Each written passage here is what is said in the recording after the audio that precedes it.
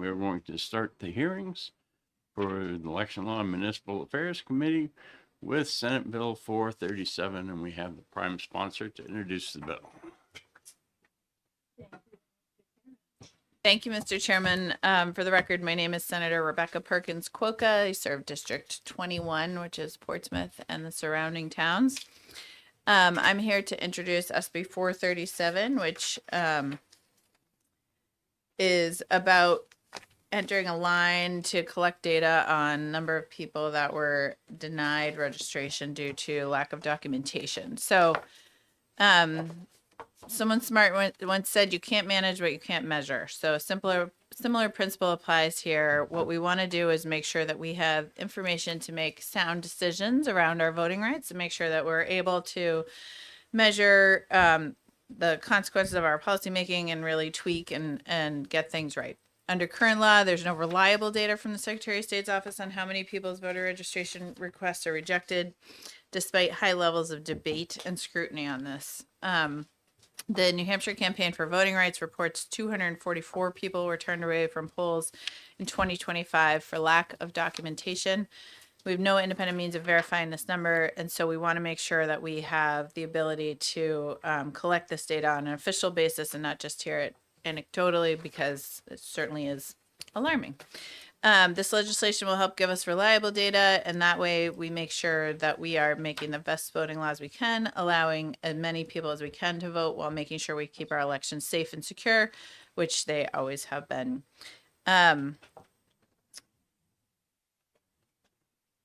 Ultimately, since we can't measure the denials right now on an objective basis, we can't make informed policy to manage them. And so this ensures that all of us can work together and have the same facts to work off as we make legislation. Any questions from the committee? Did the senators have any questions? I have a question. Yes, sir. A person comes in twice. If I'm only putting a check mark on the thing and they see a different supervisor with the checklist, they counted twice, they counted whatever. How do I administratively do that unless I collect more data? If your question is, say someone comes in, they're turned away for lack of documentation, then they come back with the proper documentation to vote, or they come back with or without documentation and talk to another person. Do they get counted twice? Okay. I would think that we would have a way, especially now that we have the poll books, to collect that information digitally so that it can be synced. But I think that in many cases, we have many protections to protect against people coming in twice to vote. So we wouldn't that require an appropriation to update the poll books to take in people and record people that aren't in the poll book to begin with, because this person is registering? I mean, maybe some kind of minor adjustment, but I would think that updating this software, adding a line would be a pretty simple thing. And I don't see any fiscal note that's been added to the bill. So I guess that's something we could explore together. My point in the questions is that there are ways to game that system to make the number higher. Okay. So that's, if I were recording names, addresses, etc., and putting them on the list, then I might be able to do that. But we've got a person who doesn't have the documentation. So that's what I'm trying to get you to address. Is how do I stop people from gaming the system? Well, there are many protections in place for us to do that, but when someone comes in to bring in their documentation, if they don't have all the proper documentation under our new laws, which again don't allow the use of affidavit to substitute there, what we're trying to understand from a public policy standpoint is, are those people ultimately able to vote? Do they have to come back? What's the waiting time? How is that sort of affecting a mom with 2 kids, for example, that was turned away from the polls last March? And so if you would like to talk about how we sort of enumerate that on the form together, I would be happy to do that. But I think this is important data for us to have. Well, that conversation you and I'll have during the executive session. But Senator Lang, you got a question? So, I'm a co-sponsor of this bill with you, but there were conversation conversation I had prepping for the committee and talking, I also now have an issue with the bill in just what Senator Gray was talking about. So my question is, how do you stop somebody who just travels from polling place to polling place? My name's John Smith. They're great. We'll need your driver's license. I don't have one. Well, when you have to go get your driver's license, come back. And and they could just travel from place to place and drive up that number and give us a number that's completely irrelevant because we have no way of keeping that knowing that if the person walks up and says, I want to register to vote, I need your driver's license, say they don't have it. How do we address that? How do we make sure someone doesn't do that to make it look like we have a giant problem with voter suppression when in fact we don't, because somebody just traveled polling place to drive up the number? Yeah, sure. I'm sure there are some folks behind me that will have additional answers to this question, but I mean, I think the point is that they're trying to register or show documentation in the polling place in the appropriate ward where they probably have an electricity bill, but maybe they don't have something else that they need, right? I mean, I think that's a surmountable problem that we could work through the details of, but if you needed it to be tied to registration in that specific ward or polling place, I'm sure we could do that. Additional questions? Seeing none, thank you very much. Thank you. Deputy Secretary, Secretary, I'm going to give you the opportunity to testify now or at the end, whichever you choose. I'll wait, Mr. Chairman. Okay. Mr. Healy.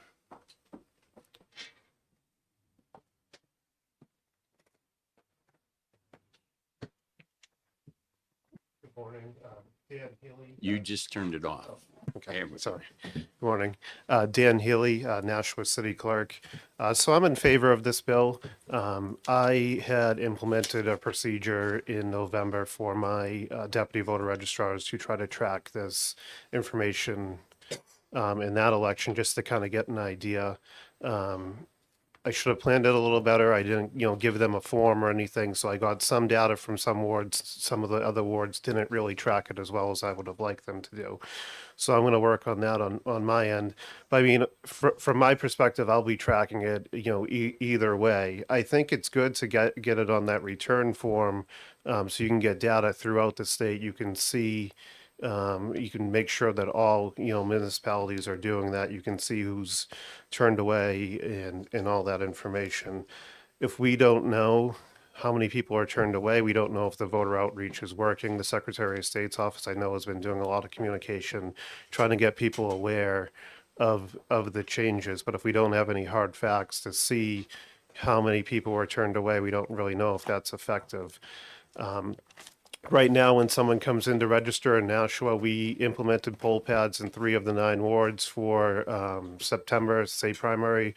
If my budget goes through at the city level, I plan on having poll pads at all the locations. But our deputy voter registrars don't. Right now, we're not giving them a poll pad. So people are registering on paper with the deputy registrars, then they're going to a separate line to get on that poll pad. I think a solution could be some type of sheet is created where you write the voter's name. That sheet is shared at the table, or multiple sheets. But at the end, when you're reconciling, you can look at those different sheets and you can see if the person came multiple times or what. I would make a suggestion that you track how many people were turned away and then how many of those people turned away actually came back at the end of the night. So you get kind of 2 numbers. We had someone turned away in one of our wards. I was told by a deputy registrar, they're an Army veteran, 22 years in the Army. But looking that up, I didn't realize that at the time, but looking it up to try to see what we could do for this voter, just being in the Army doesn't prove citizenship. So they were turned away. They went home to get their passport. They never ended up returning, is what I was told. So I think tracking this is a good idea. I think if this bill doesn't pass, I'll still be tracking it on my end. When I go to clerk conferences and meet with other clerks, it's going to be my recommendation to them when we have discussions, when we have roundtables, to make a note of that maybe we should track it internally. But, putting it on the return form, it's easy for residents and others to see that number. It just makes it simpler for them. So be open to any questions from the committee. Questions from the senators? Same questions back to you. You've got multiple supervisors or multiple people who register people, whether you call them assistant supervisors or whatever. somebody goes on lunch break and somebody comes back during that. How do you make sure that the numbers don't get inflated? I mean, Yeah, as I mentioned, I think if you're putting a name or some type of identifier, and then at the end of the night, as you reconcile other things and you're passing those papers around the table, you can see, okay, Mr. Gray was on this sheet and he's on this sheet. So that's, one time that he came in. but the bill as written doesn't ask you to collect anything other than make a check mark or something. Yes, that is correct. I believe as you work through it, maybe then an amendment could come up to that fact that some type of reconciliation with the names. In Nashua, do you guys post your ward map on the wall? We do. So we have a ward map in our So a voter comes in lobby. and he says, okay, I didn't have the proper documentation. And as he's walking out, looks at the ward map and says, oh, I ought to be in Ward 7 instead of Ward 12. Okay. How do you take care of him? He goes, gets the documentation, goes to Ward 12. Does, Yeah. So it's. I mean, what I'm trying to do is to find out how much of a burden we're going to put on the clerks, because the clerks are one of the people who, every time I say, well, gee, we're going to do something additional, are the ones that come in and say, oh, we're already overburdened. I don't want to do this extra thing. And this is surprising me that you now are volunteering to do it. Yeah. I mean, I don't think that's entirely true, that past statement. When the voter registration laws change, turning people away actually makes less work for the clerk. So at the end of the night, all the paperwork comes back to my office, and we review it. We have 48 hours to turn in the certificates, most of them to the state.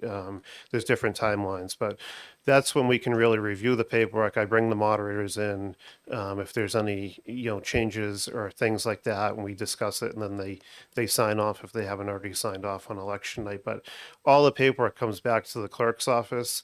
Days after the election, my office is a mess with the paperwork everywhere. But we go through every piece of paperwork that they return to us to make sure everything is reconciled the correct way. So we would get the sheet from, Ward 4 and Ward 7. And if I saw the same name on twice, my reconciliation would be that, that's one time. So if they went to the wrong location, and, our moderators, So if senior goes to one ward and junior goes to the other, they don't get counted because we didn't write down junior and senior on the form. you would, in that instance, you would count one. There's always going to be these kind of one-offs that come up. Well, it's not one of. A name like John Smith. Yeah. I mean, I'm probably going too deep. Yeah. But the other question that I wanted to get to before I let Senator Lang in is, what in the municipal election that you just held did you do about having Manchester, or I should say all of Nashua records, or any of the other implementations that we talked about in having additional documentation? Did you guys do that? I'm not following the question. The last legislative session, we made provisions that there were going to have to be copies or some way to look up a voter that comes in Ward 7 and says, I was registered in Ward 11. Yes. And was that documentation available in your municipal election? Yes. So for the municipal election, Okay, it was available. So yeah. now it's available. How many people did you turn away in that municipal election? As I mentioned at the beginning, the staff at my polling locations, some of them tracked it really well, some did not. So I mean, I don't have a solid number because we didn't track it correctly. Certainly, I would like you to respond, not during this, but, Yeah. With the differences on, say, percentages of voters or something, between this election, because I want to know if the new procedures are working. I would say it's hard to tell for a municipal election. As most people in this room know, a municipal election, the turnout is a lot lower than, a general election. So it gives you kind of an idea. But But you know, the people that vote, the majority of the people that vote in municipal elections are the ones that vote in every election. We had just to give the committee a kind of an idea of the numbers that I'm talking about. We had just over, I'd say, 12,000 in the municipal election when presidential were approaching 50,000. So it gives you some type of idea, but it's not the whole picture when you're talking a local election. To kind of answer your question, I would say we had an average of 2 per ward, but that's not, I can't really confirm that because of the tracking wasn't there. I would make some improvements to my tracking, actually giving them some type of sheet instead of just saying, let me know how many people, because it was, you know, a little bit all over the place with which ward was doing it and which ward wasn't doing it. But the ones that seemed to report to me, the number, it was around 2 to 3. Senator Lang has a question. So my simple question is, given the conversation you just told us about the problems you had in implementing this in your one town, Yeah. and given the conversation around the idea of we're not going to know who shows up when they walk in and go, you know, they go, I want to register to vote. And like, great, I'll need your driver's license. Oh, I don't have it. Okay, you'll need to go back and get it. Come back. You have no information about that person. You're going to turn them away. You're going to put the check mark down saying, I turned somebody away who wanted to register. Do you have any concerns with the veracity of the data? Senator Perkins Coca had a great line, which is, if you can't measure it, you can't manage it. And yet we're going to try to measure something, and the veracity of the data that we're going to get may or may not be good. Are you concerned about the veracity of the data that I'm a town moderator. I've been there for over a decade. I worry about every piece of paper, right? I know how many ballots we got when we came in. I know how many ballots were cast. I know what the differential is. I then check it against the supervised checklist. I have guaranteed verified numbers and check boxes. But in this case, it seems like the number may be nebulous. It's going to be a guesstimate at best. And is that what we should be measuring on, as a guesstimate? Well, I think if there's a solid procedure in place with, you know, an actual form for the supervisor of the checklist, the deputy registrars, whatever they're called in the municipality, and you're collecting, my recommendation would be they collect as much information from that voter as they can prior to them leaving. So name, address, if they can get all that information from the voter, you know, it's not being entered into anything at that time. They're still gonna have to prove it. So, you know, could say you live at, you know, 1 Main Street, but they have to, and you write that on the paper, that's where you think they're living. When they come back and they actually prove, okay, I live at 1 Main Street, you know that matches up to that voter. I think if it's done correctly, I think it will work. Senator Berners Broken. Thank you, Chair. Thank you for being here today. It seems to me like my colleagues are concerned that they want to make sure this data is good, but it feels to me like there are some relatively practical solutions here. Do you agree that we could come up with perhaps an additional line on this bill that requires us to record perhaps the name and address of someone who was turned away, and then therefore that data could be simply reconciled? I believe so. I believe there could be some minor changes to this to make it more workable. Yes. Okay, thank you. Additional questions from the senators? Seeing none, thank you very much. Thank you. Bruce, I can't read the last name from Madison. Morning. Thank you for having me.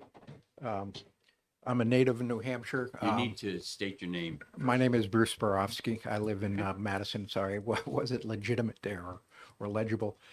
This is the first time I've ever testified on a bill. It's the second time I've been in the Capitol, and I felt it was important to come simply because I think that voting rights are crucial. I prepared some comments, which I will leave here. We'd rather you summarize them and pass them in. Okay, well, That's what the Senate it's rules a are. minute and a half. I won't take long. Summarize them, please. Okay, well, there's a distinct line between ensuring voters are legitimate citizens and making the registration process so difficult that legitimate citizens are unable to complete the registration process. I believe that to date, the number of legitimate citizens who are not allowed to register far outweighs the number of people attempting to fraudulently register. I'm sure there are people here who disagree. Unfortunately, neither of us can know who's right because there is as yet not a measurable way to count the number of people who are turned away for having inadequate paperwork. Voting is this is a nonpartisan issue. I think that's important to note. I encourage you to pass the bill, do whatever edits are necessary in order to resolve your conflicts, in order to understand the effect of the voting laws. Thank you. Before I ask for questions, there are Senate rules about testifying, and they are on, committee. Actually, if you go to the Senate website, they're down at the bottom. All the senators, as far as I know, can read. All right, so we ask you to submit written testimony when you can, and if you have that written testimony, we don't need you to read it. We need you to summarize it. Okay, so that's for everybody out there. The rules are there, and please try to observe them. Senators, do you have any questions? Okay, seeing none, thank you very much. Bob Perry.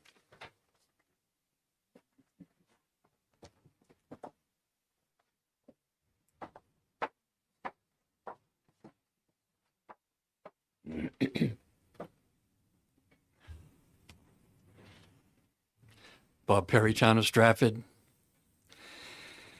So I'm going to try to summarize.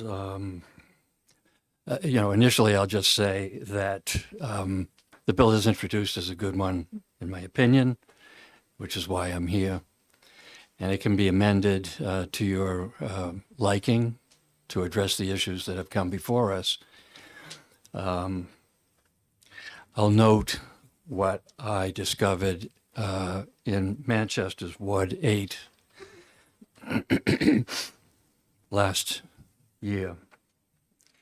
In a Manchester ward last September, I observed a person who could not prove domicile, even with the help he received from election workers over the course of at least 15 minutes. It appeared he was purged. He left in anger and did not return, and I know that because I stayed for the full session. Another person benefited from having established citizenship through voting, prior voting. 3 new registrants were allowed to vote through prior voting. 2 voters whose identity was known and attested to by election personnel were allowed to vote. Our Secretary of State is utilizing his limited options to educate the public without appropriated funding for voter education, including personal travel to distant counties.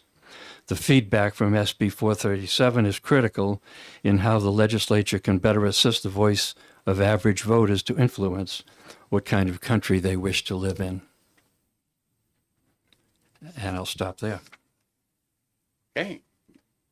Are you aware of the bill that was passed the last session that now requires the complete database, voter database, to be available? So if someone was pre-registered, and even purged, that they would be allowed to vote because they'd already proven citizenship? I'm aware of that, yes. The conclusion I came to about the voter perhaps being purged was my supposition based on what I could see and hear from my observation point at the high school.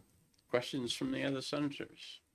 Senator Perry spoke up. Thank you, Chair. Bob, do you believe that the slight burden of trying to collect this data so we know what we're working with outweighs the possible burden of having turned away someone trying to exercise their right to vote?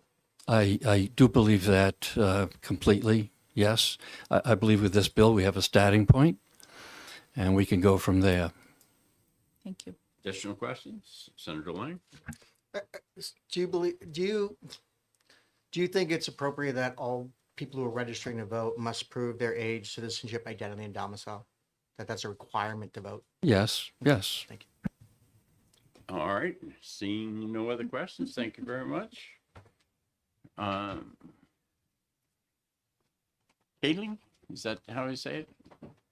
Welcome to democracy.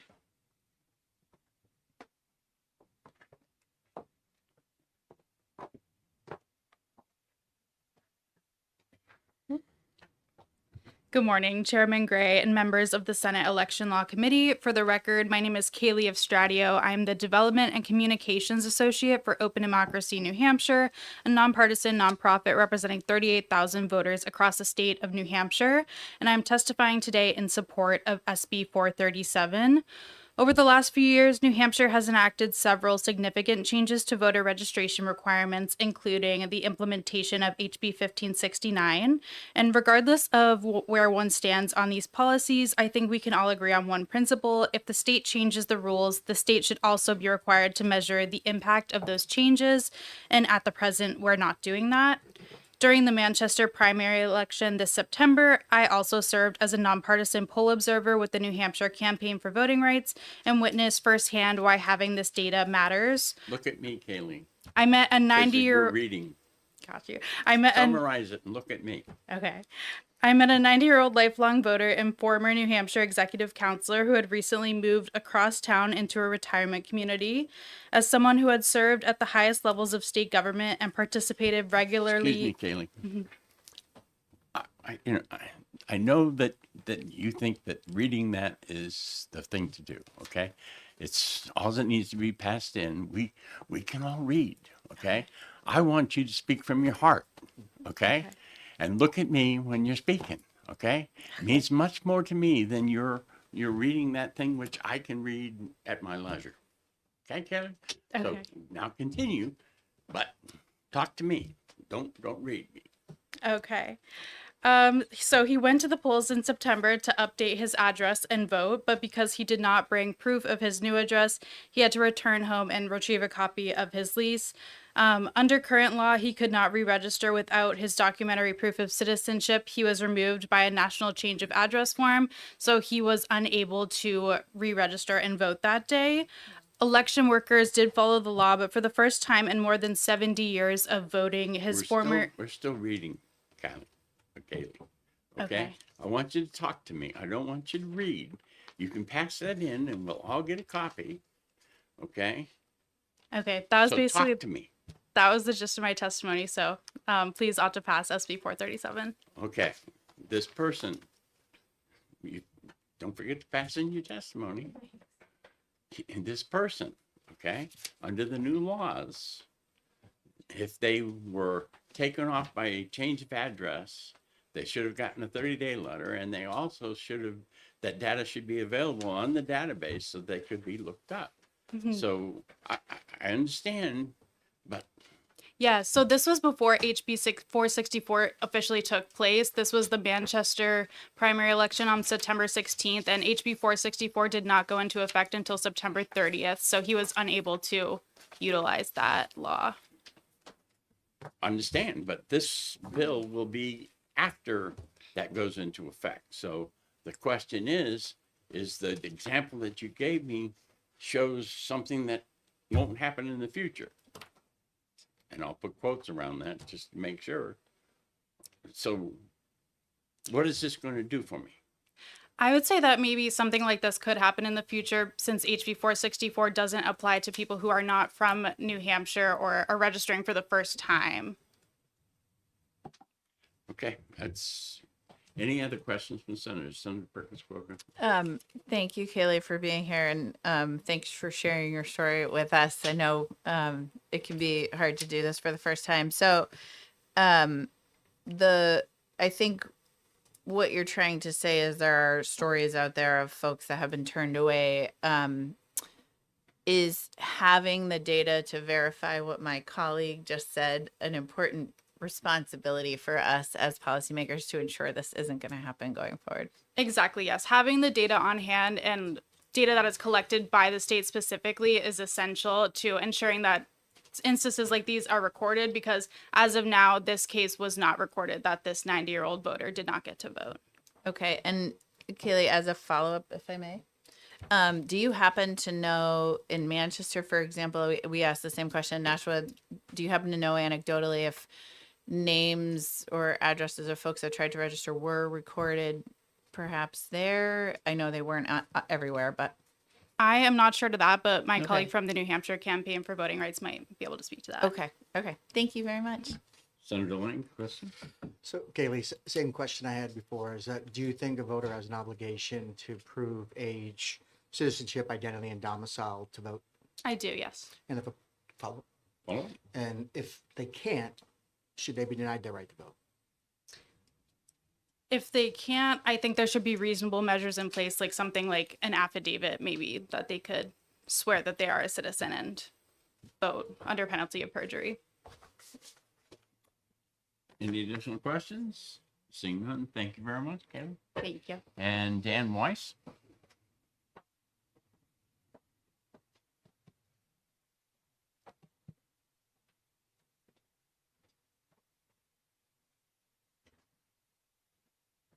Thank you, Chairman Gray. Hit the button so you need a red light. This one? Okay.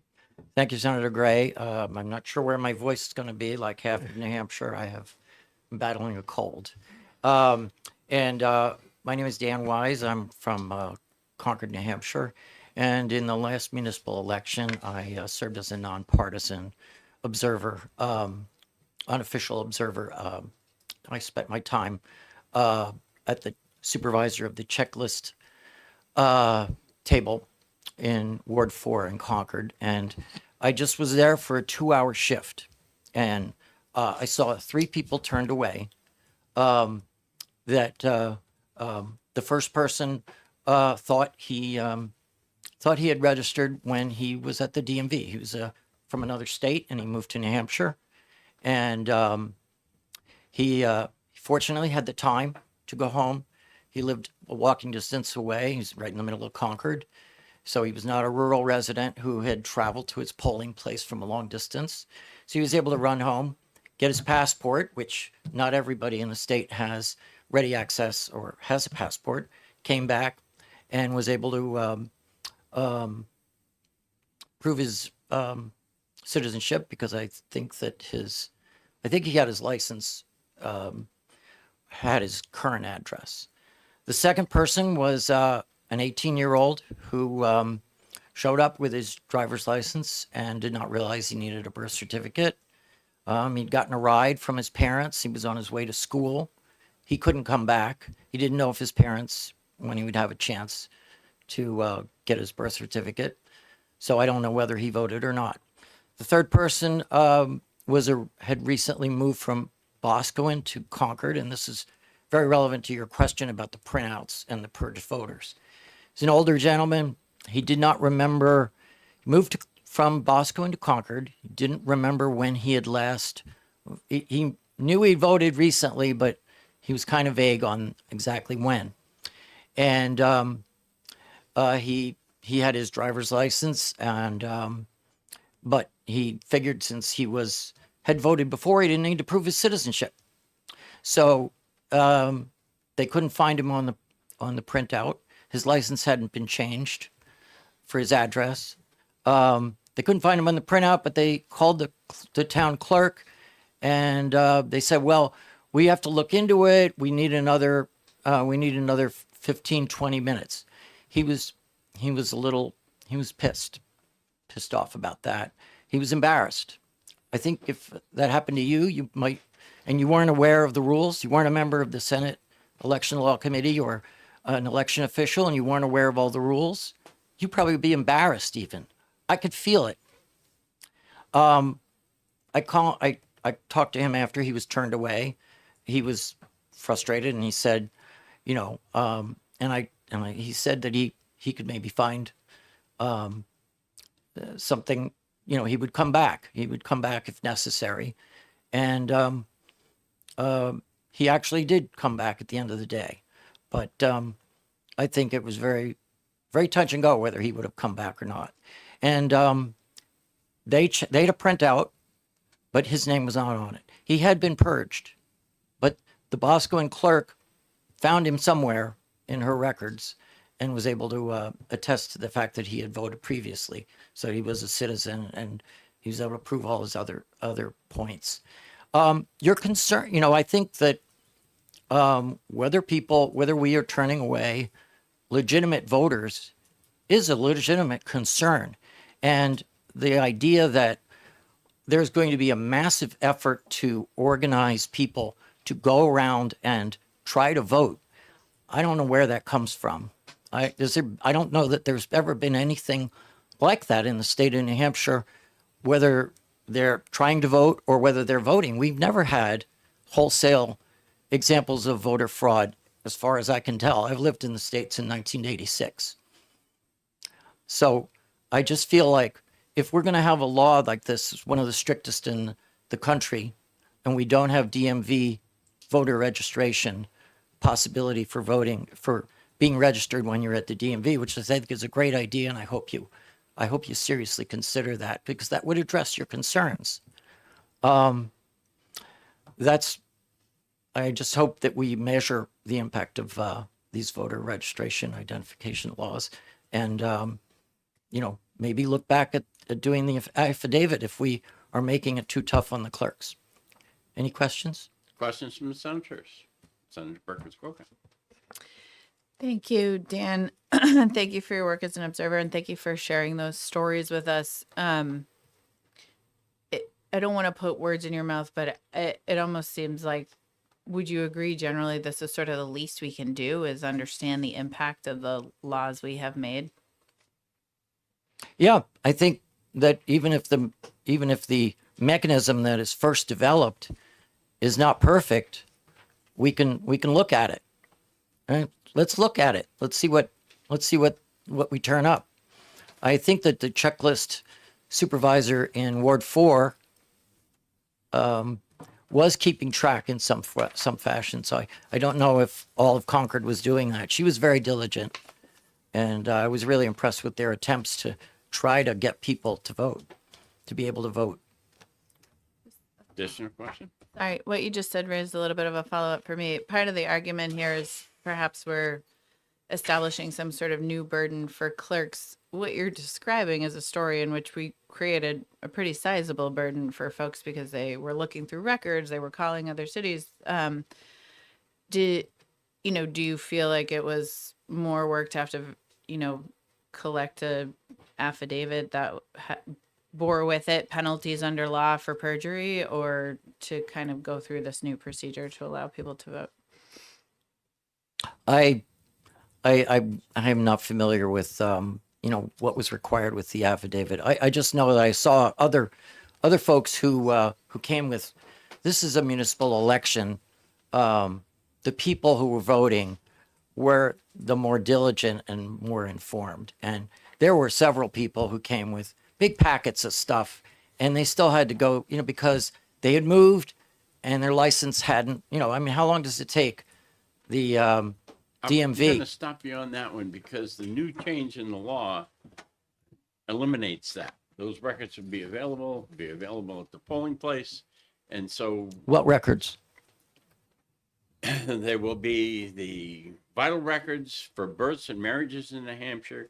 There will be the records for the database for the voters, so that if you have been registered in the state of New Hampshire before or are currently registered somewhere else, that will be available. And the DMV records, there's an agreement between the Secretary of State and the DMV to have the records from the DMV there, so that if someone has proved citizenship at the DMV to get a quote real ID, that those records will also be available and they will be able to vote. I didn't So, see that in Concord I in November. I understand, and that's why.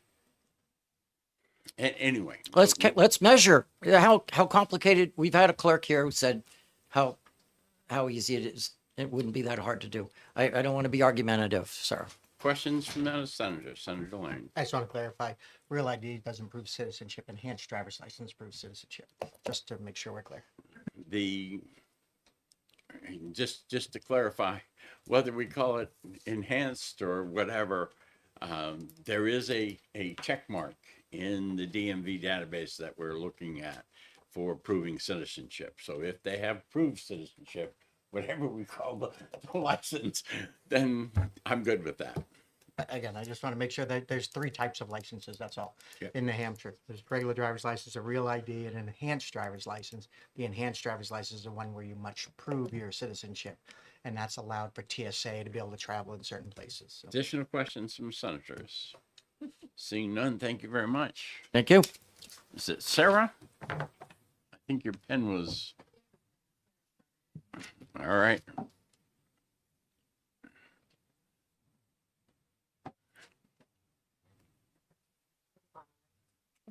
Get a red light. There we go. Thank you. My name is Sarah Chenard, and I'm with the New Hampshire Campaign for Voting Rights. And last year, I coordinated the nonpartisan poll observer program that you heard about from several folks. And I ran that program in all of the elections that we had in towns and cities last year, including some of the primaries that the state had. I had throughout that entire year of everything that we were measuring, we were trying to focus on any issues at the polls, but really the measuring the impact of HB 1569 and other changes that were made to registration and voting.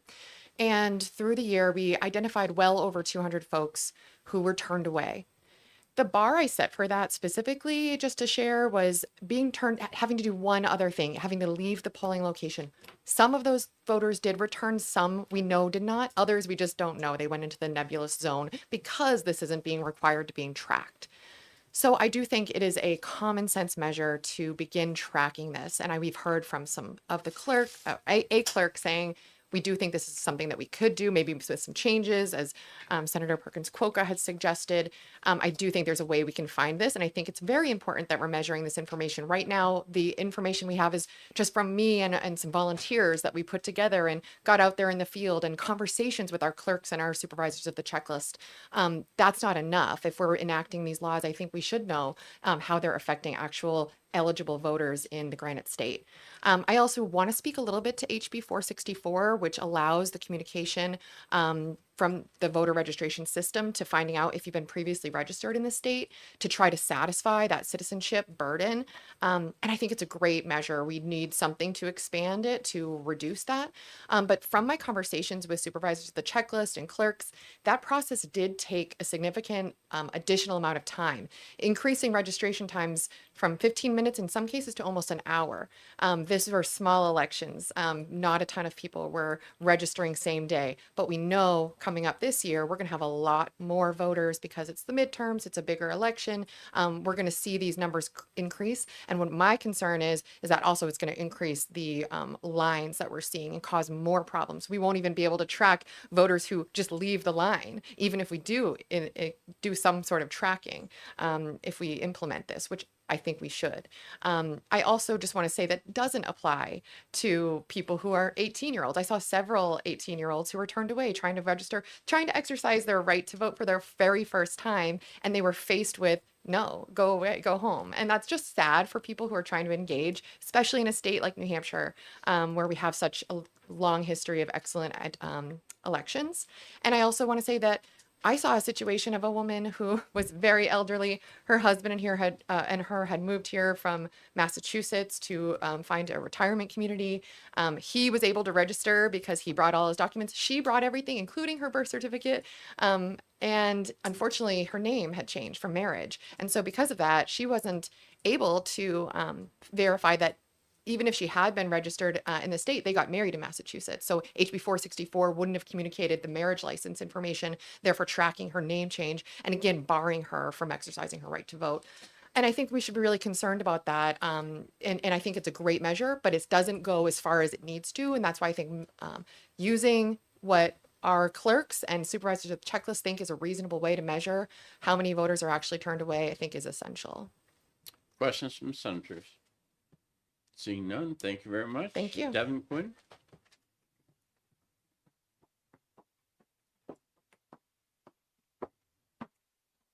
Hi, Chair and members of the committee. My name is Devin Quinn from the New Hampshire Women's Foundation. We never come to election law. We're usually here for maternal health and HHS, so thanks for your time.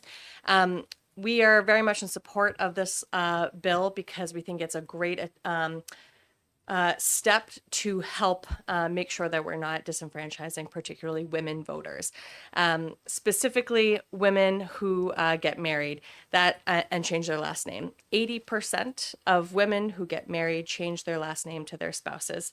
In New Hampshire, that equates to 34% of all women in New Hampshire have a changed last name because after they got married.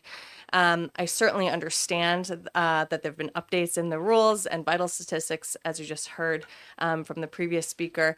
That might be complicated if you've been married in another state. Also, if you've been married since the last time you voted. It's not unreasonable for someone who's lived their entire life in New Hampshire to get married in Maine, Massachusetts, Vermont, and not have that vital statistics there. Also, it's a particular burden on women because on polling days, oftentimes polls are at schools. Schools are shut down. If they're carting their kids to the polling location, that's a tough thing to do. And if they have to go back and prove more things with a birth certificate, a passport that they may or may not have that costs additional money, these are putting other burdens, and it would be really helpful for us to understand the impact across married women, across partisanship, and how that's impacting them. And we'd like to study that and see. Questions from the senators? Senator Perkins Coker. Thank you for being here, Devin. We've heard some concerns about being able to collect the right data. In your mind, is this something that we can sort of find a solution to? For example, are you aware of training that might be available that can help us make sure we're collecting accurate data? Absolutely. I think it makes a lot of sense for the Secretary of State to explain how we're collecting this data and where, particularly this scenario, there's so many unique scenarios. We're not going to have a line for every unique scenario, right? This is just giving us a sense of who's being turned away and for why. And so we'd be able to understand if that's going in the identity or citizenship category. We could understand that generally this type of turning away at the vote at the polls, we'd be able to track and see that in that section. Okay, thank you. Additional questions? Seeing none, thank you. Thank you. Looks like Sue from League of Women Voters.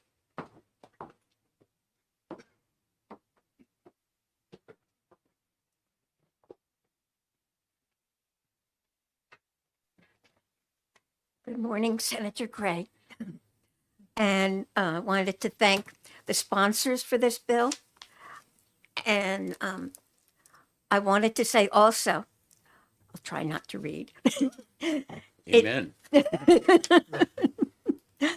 But SB 437 is an excellent idea to support statistics on Election Day.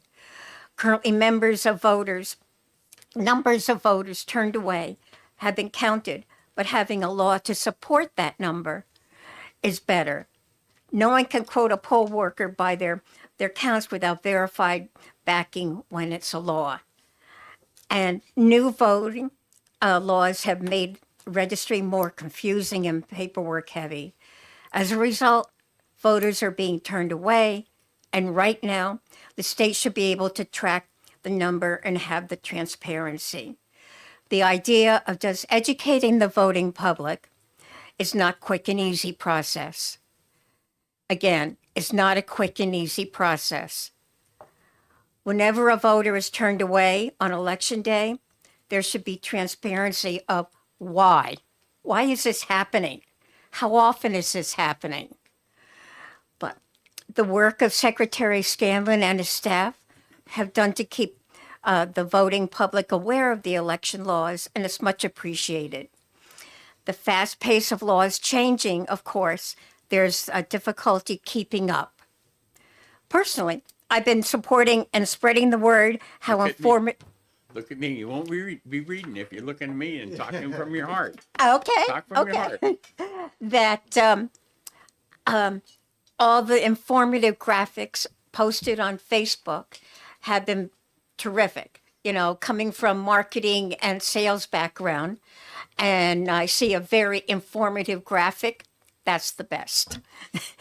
And so I do want to say that SB 437 should become law. Questions from the senators? All right. Thank you very much. And this is a great little booklet on the website. Thank you. David Tremble?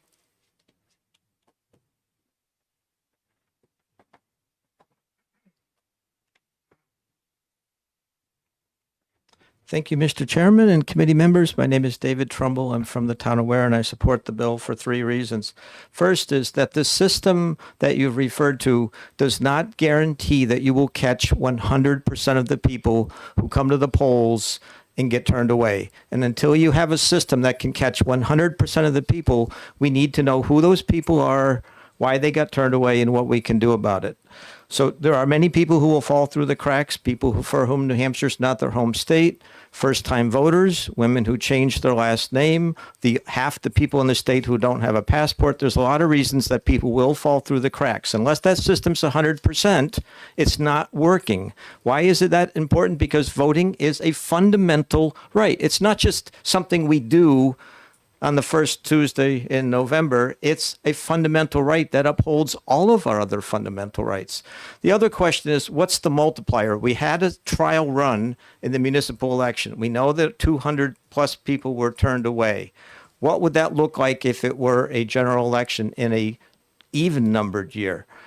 In Manchester, if you look at the results on the state Secretary of State's page, how many people voted for mayor versus how many people voted in the general election, it's more than 10 times. So like turnout is 10%. So if it's 200 people, 240 people get turned away, you multiply by 10, you're up to 2,400 people. And not everybody had municipal elections in November. All the towns that didn't have elections, for them, they're still in the learning curve on this. And municipal elections are like, what, a third of the people in the state. So multiply again by another 3. We could conceivably have several, 3, 4, 5,000 people in the state who will lose their right to vote in November of this year. I know you have systems in place, but voting is a fundamental right. Unless that system is 100% accurate, we need to know who's getting turned away and what we can do about it. So I urge you to pass this bill. Thank you. Questions from the senators? Seeing none, thank you very much. That's the last person signed up, except for the Secretary of State, his deputy, if you want to join him at the podium here. That's Just a year. Oh. Before the secretary, can I ask one question? I have somebody already testified real quick. all right. Who is? Sarah, I think it was. Sarah, you were the one that ran the volunteer program that everyone's citing the 200 number, but if I'm not mistaken, your testimony was that that number was nebulous because you don't know who came back and who didn't. Wait, Sarah, but I mean, we've got people out there in internet you. land. I'm sorry. They Thank can't you. hear you if you're not at the mic. So really, I was just trying to establish what my baseline for the like research program was, which is if a person was turned away, even if she just had to go to their car, which was the first parking lot, we counted that as a turn away, because there is no and voting's private, so we can't know the registration details of a voter. So there are certain limitations, of course, but there's also the ability to know if a person was actually turned away, had to go get a different piece of document and come back. Sometimes if a shift change occurred from our observers, they might have said, hey, a guy in red tennis shoes was turned away. Keep an eye out if the red tennis shoes come back. We don't know if he ever came back. Some other guy could have come back with red tennis shoes. So those types of how many people came back are anecdotal. That the number of how many people were turned away was really very strict. If a person, if an observer was unsure in any way, if a person was in the wrong ward, maybe we didn't count that. It was only, they were absolutely eligible to vote here in this ward, but they had to leave. And then, of course, because they could have gone to another supervisor of the checklist, I could have had a different observer there. Maybe I wasn't observing that location at that time. Then, there's just information out there that is nebulous that we don't know. That's why tracking would be ideal. Thank you.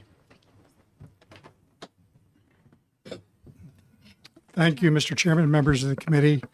I'm David Scanlon, Secretary of State, and I'd like to take the opportunity to introduce my new deputy, Brendan O'Donnell, who came to us from the Attorney General's office. Sadly, Aaron Hennessy, who was a former member of the Senate that came on board as deputy, decided to leave. Now we have Brendan with his experience as the elections attorney, lead in the AG's office. He's really hit the ground running for us. So that's a really good thing. Mr. Chairman, I am going to appear in opposition to this bill for a basic reason that we can't lose sight of what the purpose of conducting an election is. It is to have an election where we receive the votes of the voters. We record the votes that each candidate received. We record the information of the number of voters that participated by party, numbers that are hard and true, so that in the end, we can determine who won that election based on the turnout and who came. This sets a precedent where we are now using the official record reported by the election officials as a data collection tool. You could use that argument to say, why not collect data on every law that we pass that might impact the election process? That's not a road that we want to go down.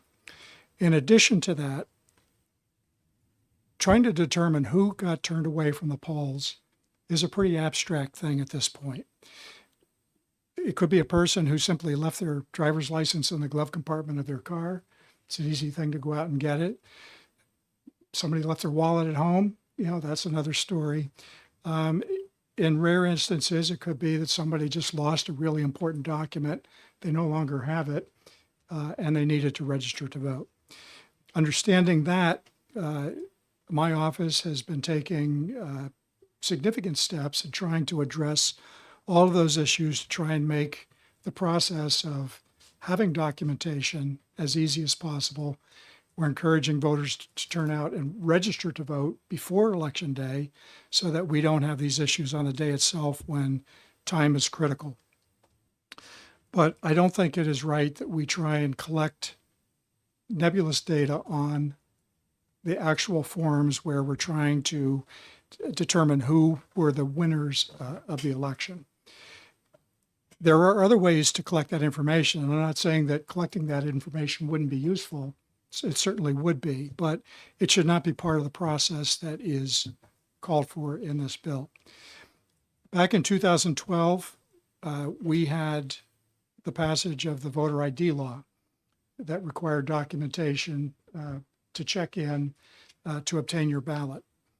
And we did informally track that data in a state election, and it turned out that the concern that was out there at the time about people not having the documentation was exaggerated by quite a bit. There were claims, that 11% of the voting population was not going to have an adequate ID to be able to check in to vote.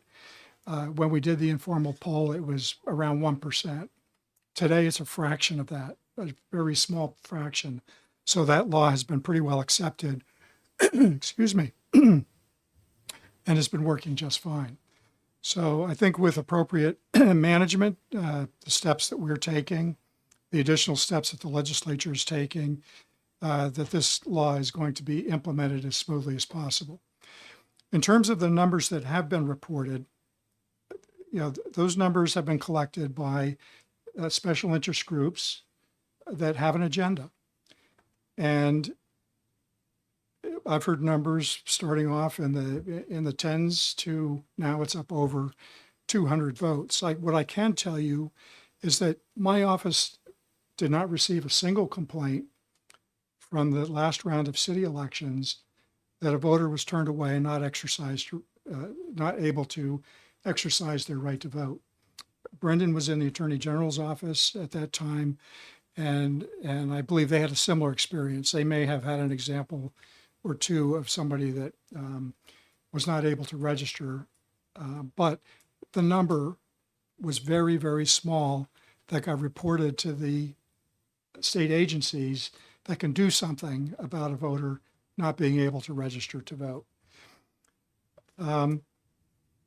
Check my notes here. In addition to that, we do extensive training with our election officials and poll workers on how to implement these new pieces of legislation. Anytime we're dealing with legislation and the law change about requiring documentation to prove qualifications is no different. That if the local election officials reach a point where they know that they may have a qualified voter who might be turned away without voting, the instruction is to call either the Attorney General's office or the Secretary of State so that we can see if there is anything that can be done to help that person exercise that right to vote. We are proactive in that respect. And that training is going to be the same as we lead up to the state elections this fall. So with that, Mr. Chairman, I am going to stop there and we'll be happy to answer any questions. Questions from senators? Senator Perkins Coker? Thank you, Secretary, for being here. I know you're busy, so you made it to our hearing. So I appreciate your argument that this official return form for the results of the election, but to me, the job of administering the election is holistic, right? It is making sure not only that the numbers are collected, but also that our eligible voters have participated to the maximum amount, that they have the information available, that they know where to go, that they know who's eligible, they know what documentation, in the purview of what we all would like to know and what is part of administering an election, to know the facts about who is being turned away. I agree with all of the things that you said. Yeah. And those are concerns that everybody should have, regardless of political party. Agreed. We need information to be able to know how the elections are being run and that they're being run successfully. There may be ways to obtain that information. Yeah. And my office may be a part of that. We have to look at the resources that we have out there to do that. But knowing that those may be issues, we don't need data to tell us that the public is the public, and sometimes you have to hold their hand in helping them understand what the laws are. We are making every effort reasonably available to make sure that we are educating the public and helping them with the resources that they need. To me, that's more important at this point than trying to figure out how we're going to collect data that will be used after the fact in this election. So you saw the person from the League of Women Voters that testified with pamphlets that are out there. We're distributing, how to vote, how to register pamphlets, what's required. Everywhere we can, to all kinds of constituent groups that are out there, whether they're new Americans, whether they're seniors, whether they're veterans, on and on. We're doing that. We have a significant presence on social media now. We're pumping that information out on a daily basis. The New Hampshire press are always great when it comes to election issues. And when the time is right and we know that the voting public is paying attention, we're going to be a lot more visible in that regard. We are going to encourage personal responsibility. Encourage voters, if you think you might have a problem, contact the resources that we have available for help. But don't wait until the last minute to do that. Make sure that you can get the job done beforehand. And hopefully we will be successful in all of those endeavors. Yeah, follow up if I may, Mr. Follow up? Chair. Thank you, Secretary. I mean, I appreciate the conversation. And I agree with you that making sure information is out there is very important. It just,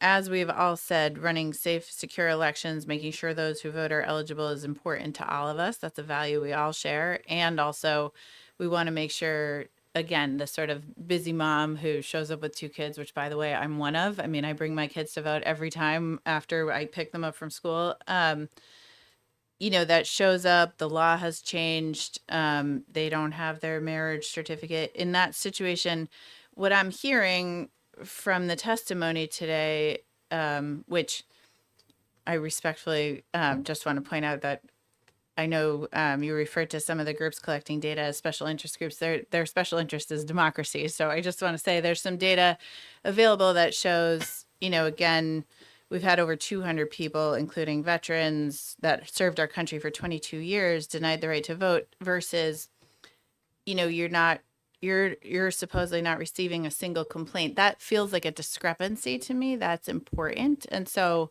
would you be open to us finding another way to work together to collect this data? Because I can tell you in all honesty, I'm not here with any agenda other than making sure that everyone can vote. That's my agenda. So I would love to work with you on it if you're open to it. I'm always open to Okay. improving the process, Okay. certainly. Thank you. Additional questions? Senator? Thank you, Mr. Chairman. Thank you, Mr. Secretary. Do you often get complaints of people who didn't follow the law and were not allowed to vote? Would they call you and complain, hey, I'm supposed to have an ID, I didn't have one, what's the problem? So do you get complaints of people, that didn't follow the law? Would they call you and say, I couldn't vote because of whatever reason? We get a lot of complaints. The phone rings off the hook, literally, as we get near election day, and not specifically related to this issue. But I mean, if voters feel that their rights have been impeded, then they'll call my office or they will call the Attorney General's office. We get calls from voters, we get calls from candidates, we get calls from people that are electioneering. So we field many, many, many calls on election day and the days and weeks surrounding it. Okay, thank you. Many of the people probably don't know some of the changes that you've made. In this hearing, we've talked about the databases that will be available, but you've also made an additional change in vital records and being able to get vital records. Could you just briefly talk about that and that effort to make sure that people have the documentation they need? Sure.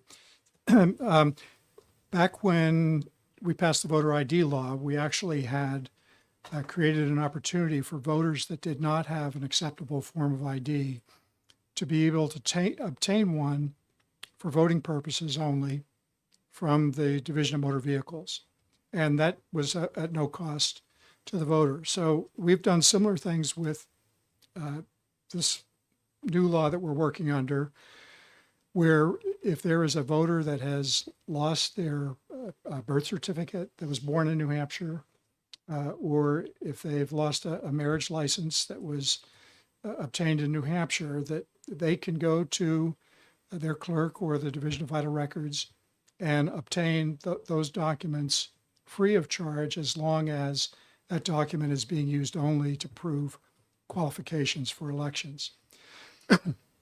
We will be putting together a list of websites of the other states where these documents can be obtained, so that if a voter was not born in New Hampshire or was married in some other location, they will at least have a contact that they can go to obtain those documents to be able to vote. Thank you. Questions from the senators? I'll give you a second round. Nope. All right. Thank you very much. Thank you, Secretary. There were 170 people who signed up online, 169 in favor, 1 opposed. And with that, we'll close the public hearing and we'll start the next one in just a minute.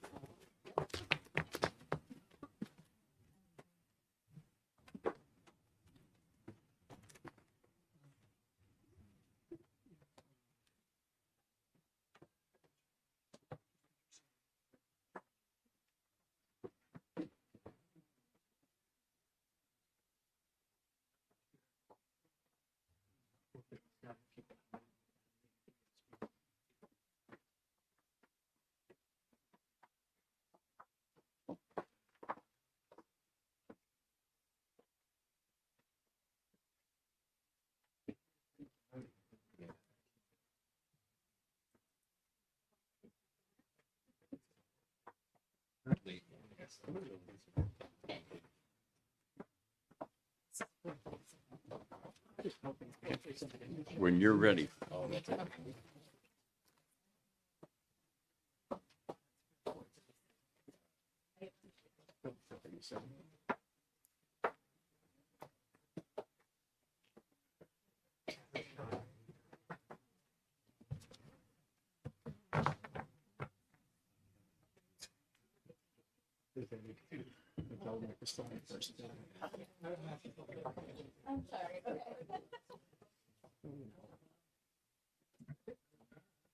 And our next bill is Senate Bill 438. And the prime sponsor is here to introduce herself in the bill. Yes, thank you, Mr. Chair. For the record, I'm Senator Rebecca Perkins Quokka, serving District 21, the beautiful seacoast of New Hampshire, and all the towns that start with new, most of them. I'm here to introduce Senate Bill 438, which would enable the Department of Safety and the Secretary of State to work together on sharing information regarding Real ID applicants. Chairman, you made reference to some of the information that this bill hopes to collect, but we did meet with the commissioner over at DMV, and there is information available where essentially if citizenship proof is collected at the time of applying for Real ID, that information itself, without compromising any of the privacy of the backup data, can be shared for the purpose of voting. And so working towards what the previous bill addressed, which is just making sure that everybody can vote and making the information available on the day of voting to keep our elections secure, and also make sure that we're not denying anyone who's eligible the right to vote. This is a hope that we can sort of share that information out of the DMV into the Secretary of State's office and into our poll books. All right, And questions? I'm happy to take any questions. In the last session, we did change the laws, giving the Secretary and the DMV the ability to decide what records were appropriate and what would help.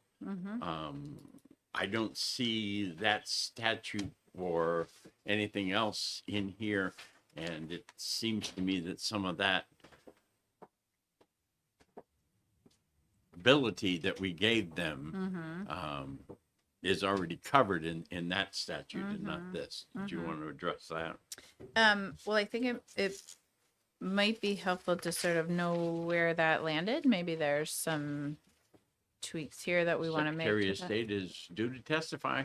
Great. Well, I would love to hear that. This effort, as I said, is just to make sure that we're doing what we can, and as legislators contributing our creativity to the process. So I look forward to that testimony. All right. Thank you. Oh, yes. Would you be, depending on where this bill goes, would you Yeah. be amendable on the bottom of page 1 and 2? You talk about the removal of the photo. On line 29, where it says the Secretary of State shall remove the photo captured for enhanced. And you also talk about Department of Motor Vehicle in that line. And yet Department of Motor Vehicle doesn't have the right.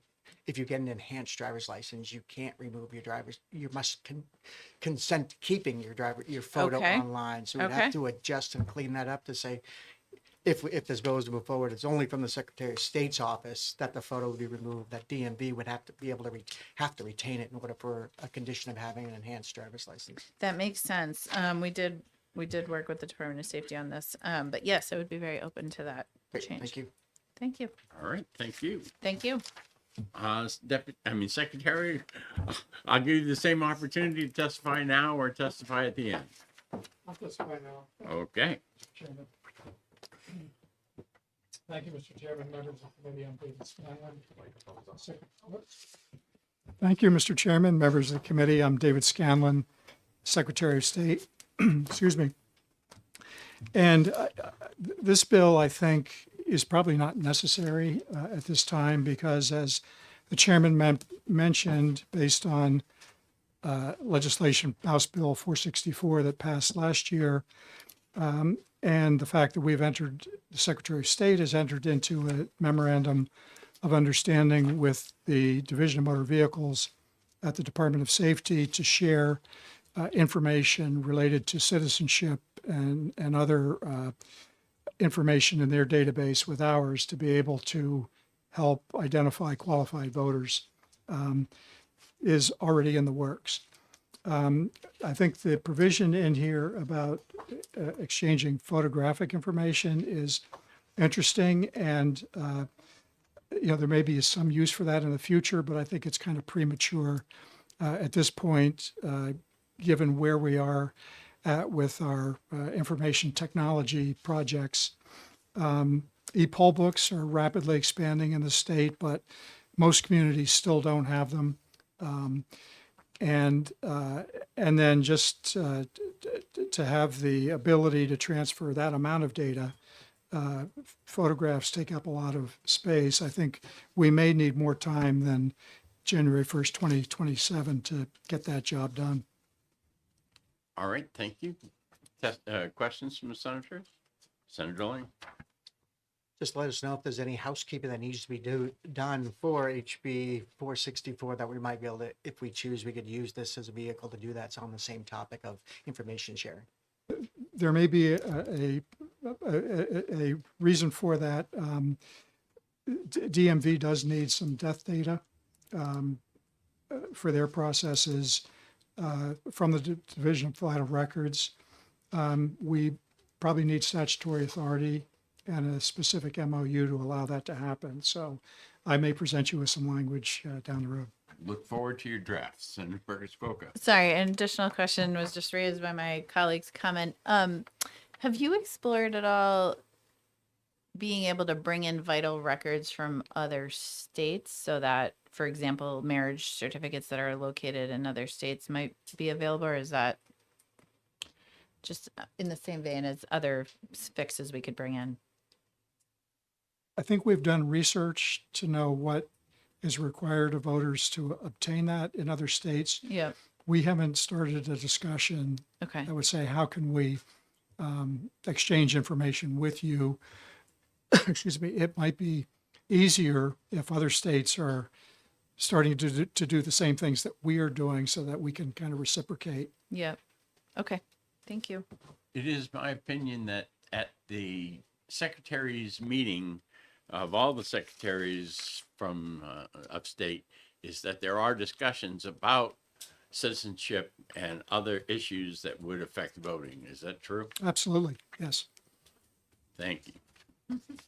Thank you. All right. Remember, part of the Senate rules is not it's not repeating, but we'll start at the top. Kate, you were the first one. You get to come up first. Thank you, Mr. Chair, members of the committee. My name is Kate Horgan. I'm here on behalf of Secure Democracy, and they are in support of this bill. We think this is data that the state already has. The DMV, I had a conversation with Director Marasco about 3-4 weeks ago. He has told me that the number of people who have a real ID in the state of New Hampshire is one of the highest in the country. It's at 70%. So this is data, citizenship data that the state already has. So why wouldn't we share it with the Secretary of State's office? I understand there's an MOU, and Director Marasco and Secretary Scanlon are both wonderful people and great at their job, but they may not be there forever. Although he may want to. He never wants to leave. But if they are not there, that MOU could go away. So we think it's important to put this into statute to ensure the data that the state already has is being shared. And that way it can reduce barriers to voting when people have already proved their citizenship. And I'm happy to take any questions. Would you believe that part of the reason why it's an MOU is because there's privacy indications and other things that may change along the way, and that putting it strictly in the statute might create a problem that can be easily solved with an MOU? I don't think this bill would prohibit that MOU from going forward and putting those guardrails and barriers up to ensure that privacy is protected. Additional questions from the senators? Seeing none. Thank you very much, sir. Thank you. Bruce?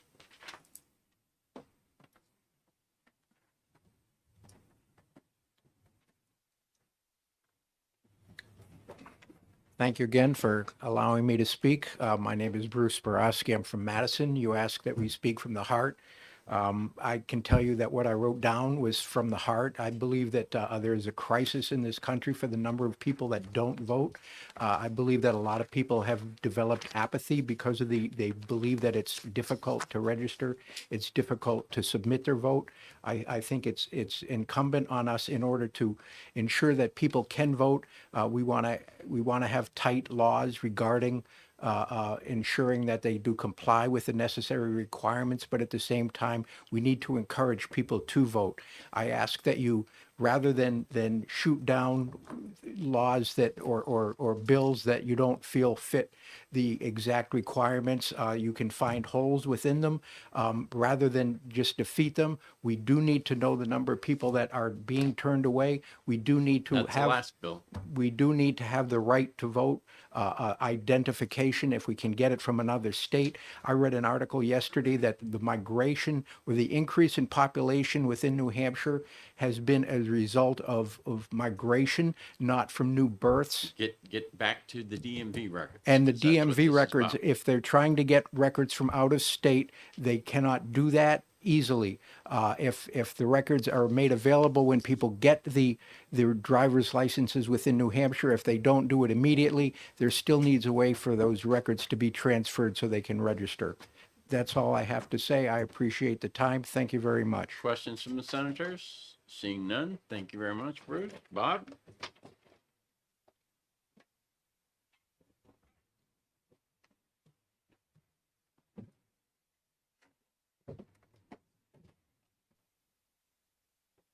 Once again, Bob Perry, Town of Stratford. Based on the conversations about 464 and prior testimony, I will abbreviate mine. I've had many conversations with potential voters over the last many months, and they are adamant that a production of a real ID proves citizenship. They will argue with me.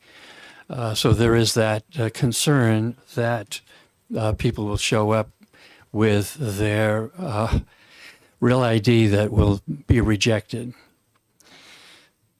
And when I ask them if they're prepared to vote, they say, sure, I've been voting for a long time. Why would I not be prepared? Well, it was because the new law 1569 went into effect in November of 24, which repealed all other options for voting in terms of sworn affidavits. My son, about 2 weeks ago, applied for a real ID. And when he presented the short form birth certificate, it was rejected by the clerk at the DMV. Luckily, he had the long form with him, so he wasn't turned away. But the clerk did say, without the long form, I would have had to turn you away. So the guidance that the DMV and the state have prepared in terms of an online document indicates that the birth certificate needs to be or needs to have on it the raised seal and stamp or stamp. And my understanding is that both the short form and the long form have that raised seal or You need stamp. to get to, I mean, what the DMV requires for the birth certificate is very interesting, but right now we're talking about those records being used for voting. So I need to get back closer to the bill, Bob. Okay, well, obviously I support the bill, and any bill can be amended as needed. So I'll end it there. All right, questions from the senators? Seeing none, thank you very much. Kaylee? All right, just hand them to the clerk, and we'll go to Sarah.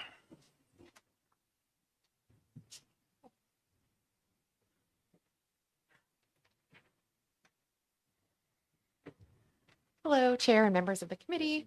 I'm Sarah Chenard from the New Hampshire Campaign for Voting Rights, and I'm here in support of SB 438. As you know, I coordinated this nonpartisan poll observer program last year, and one of the a huge trend we saw and a big point of confusion for folks was them thinking that their real ID satisfied the proof of citizenship. Most often because they had brought their passports or their birth certificates when they were receiving their real ID. And so they just assumed that that would satisfy that citizenship. So I do think that any measure we can make to share that citizenship information for voting purposes only, of course, making it as private as I know the Secretary of State and other folks would be excellent. And again, just help voters satisfy that requirement and be able to vote without any additional burdens. And I think that would be helpful. All right. Any questions from the senators? Seeing none, thank you very much. Thank you. Sue?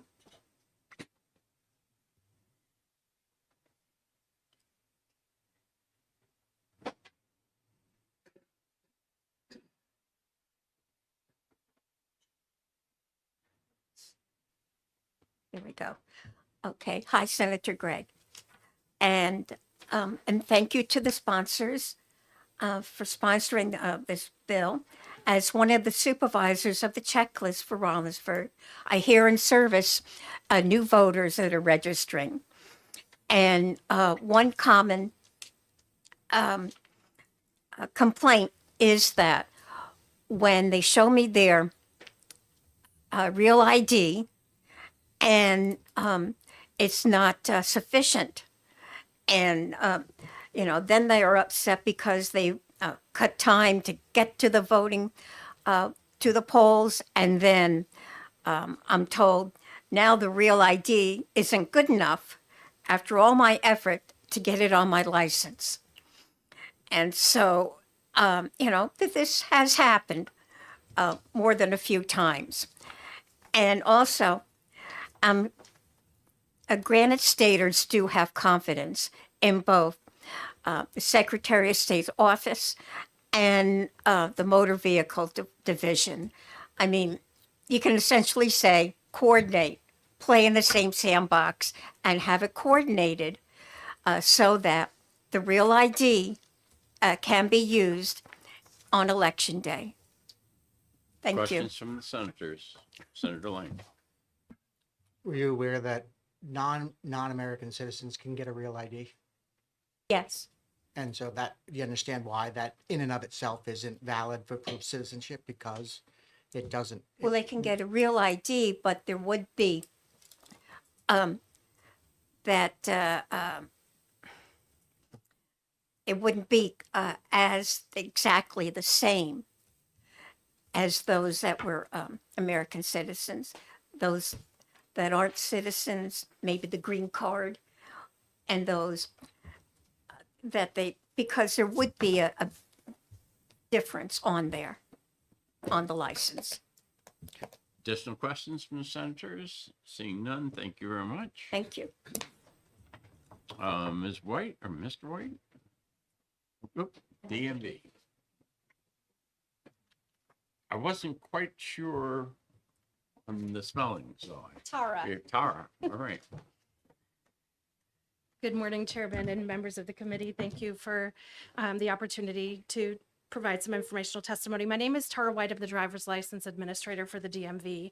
I just wanted to clarify and provide. She should introduce herself at the same time. Apologize. Good morning. I'm Ashley Gray from the DMV as well. All right, thank you. Just wanted to make sure to clarify that the New Hampshire DMV does offer Real ID at this time, but we do not offer enhanced driver licensing.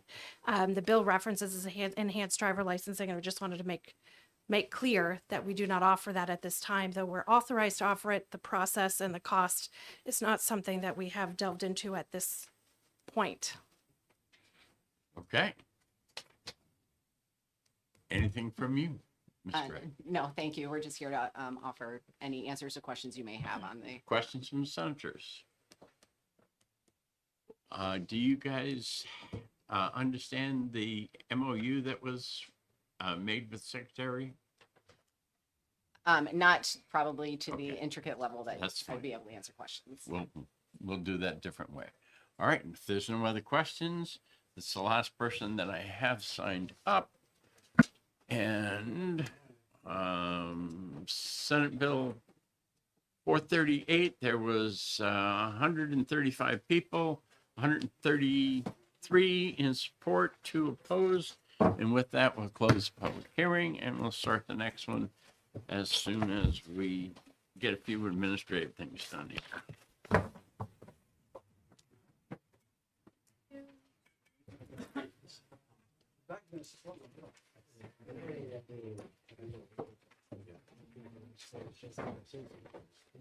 Thank you.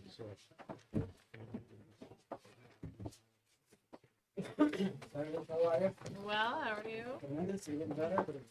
Oh, were you under the weather, Senator? Oh. This is for this bill. You know what? Sorry.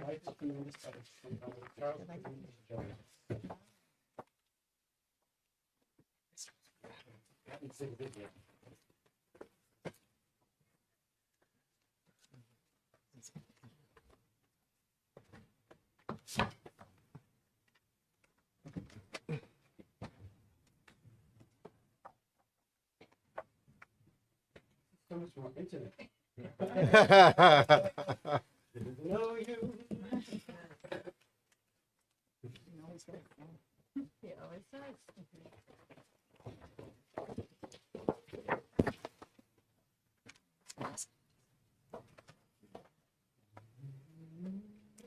Okay.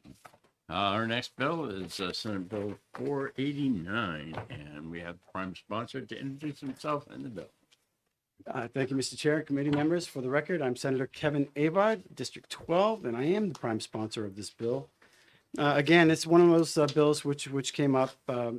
I think just voter integrity seems to be still alive and well, where people are really wanting to consider,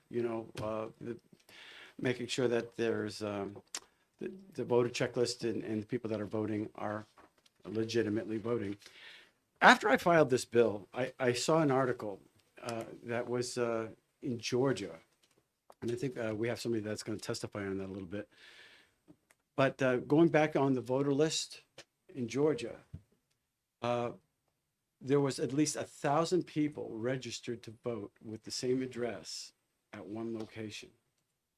1,000 people, and it was just caught happen chance, and so I filed this bill, but that article came out after. It wasn't because of that, but again, if there are 100 people living at one address or 20 people living at one address, it'd be pretty hard to check or notice if it's through alphabetical. And so this bill basically says, if you want to, or actually, the voter checklist should be based on the address. So 100 different people cannot be voting at claiming to live at one particular address. In essence, that's what this bill does. Questions from the senators? You folks did a great job. I guess I'd have one question. I'm trying to understand how this stops it. Is that how this bill, it would identify it, but It would you just can download the checklist now and sort it by any criteria you want. You definitely could. And how at the voting, as a moderator, I work with my clerks on a regular basis, right? And who checking in voters. What would they be required if they noticed there were 100 people voted? What would their obligation be? Well, I would think it would red flag it, right? I mean, it would obviously if you saw say 20 people living at the same address and it basically is a dwelling place for two individuals. It's just another tool for you folks to make sure that those people were voting legitimately. So I would imagine if you're sitting there, you're writing off 57 Harbor Ave, 57 Harbor Ave. Oh my gosh, there's 25 people living at this one address. It must be, it's not A, B, C, D, 1.5, 2.5. It's all the same address. It would at least red flag something so that you could at least inquire about it. How would it prevent it? Well, it wouldn't necessarily prevent it in the beginning, but it could actually draw an inquiry. Additional questions from the senators? Seeing none, thank you very much. Thank you, folks. Secretary, you would like to testify now or at the end? I'll testify now. Thank you. Okay. Thanks for the support. I think he wants to get out of here. Right? the House is getting busy with their bills, so I have to get over there. But anyway, Mr. Chairman, members of the committee, I'm David Scanlon, Secretary of State, here to provide information on this bill. The first thing I was going to say, Senator Lang has already pointed out that anybody can obtain a copy of a town's checklist from the database, and in electronic form, the fields can be sorted. So you can already organize that spreadsheet by address. If you want to see, how many voters in the town are registered at a certain address, that can be obtained.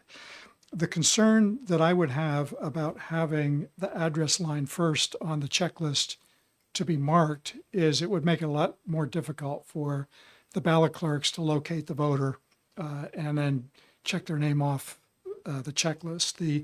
The alpha list by name is always the easiest way to do that job.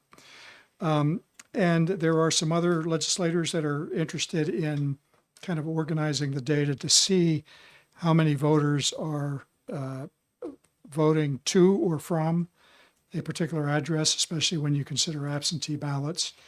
And that information is obtainable. So not the private information, address specific information of voters, but we can see, how many absentee ballots, let's say, are getting sent to a specific address, maybe even outside of the state of New Hampshire. We're able to do that. So those are the points I wanted to make. Be happy to answer any questions. Questions from the senators? Seeing none, thank you very Thank you. much. Brody.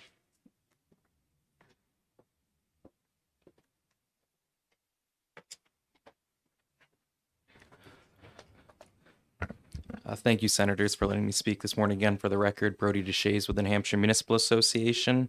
I'll be very brief. We share the same concerns and are opposed to the bills for a lot of the reasons that the Secretary of State just outlined, just most specifically for how the process currently is for checking in voters and how much more convenient and easier it is for ballot clerks and efficient it is for the election process to go alphabetical. Obviously, voters, when they approach a ballot clerk, they're asked to state their name in full. And then they're asked to provide some form of identification or proof of domicile. And then the ballot clerk goes through the checklist alphabetically, finds the voter, confirms that address matches what they're showing them. If not, then they're asked to go to the supervisor of the checklist and update their address. So we believe that process works. It's efficient, it's effective. And we believe if people have concerns that there are multiple people claiming the same domicile illegitimately, as was pointed out by Senator Lang, anyone can access that list. I'll go through it because it's now required to be kept in a digital spreadsheet format and report that to whatever authorities is necessary that they feel. So with that, we ask the committee to recommend SB 49 as an expedient to legislate, and I'll answer any questions. Questions from the senators? Seeing none, thank you very much. Thank Al? you.